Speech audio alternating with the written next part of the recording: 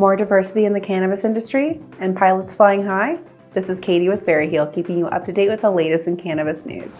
A new report shows a much-needed spike in diversity in the Illinois cannabis industry. The state opened up recreational sales in 2020. In the early stages of the market, most businesses were white male-owned. Since then, there's been a 27% increase in Black-owned businesses and a 16% spike in women-owned businesses. It was also reported that there was a 7% rise in Latino and Hispanic-owned businesses and a roughly 2% rise in Asian-owned businesses, respectively. These numbers represent employees from all levels like growers, bud tenders, managers, and more. While this climb in diversity is great to see, the industry leaders of the state are still predominantly white and male. It's important to note that these numbers are based on the total voluntary responses of businesses, covering about 224 of the 227 license holders within the state.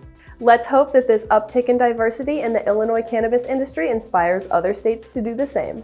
Famous New York bakery taking its flavors to the next level. Magnolia Bakery is having its classic flavors turned into cannabis edibles with the help of the Incredibles brand. Magnolia is famous for their banana pudding amongst other sweet treats. The new flavors for these infused chocolate bars will be red velvet cheesecake and their swirled famous banana pudding.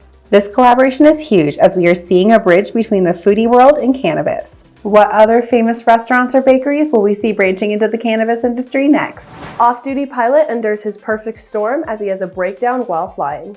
A pilot for Alaska Airlines was off-duty and was riding in the cockpit to San Francisco. He had been up for 40 hours straight and had consumed magic mushrooms 48 hours prior to the flight. Mid-flight, the man thought he was dreaming and believed he needed to pull the handle of a fire extinguishing system, which would cut off the plane's fuel. Luckily, the pilots who were actually flying the plane were able to stop him before anything occurred. It's highly unlikely that the psilocybin was still active in his system to cause this event, but a hangover-like effect could have contributed to the incident along with severe lack of sleep. Should pre-flight check-ins be more intense for flight crew even if they're just a passenger? So go ahead and like this video and subscribe to stay up to date with the latest in cannabis news.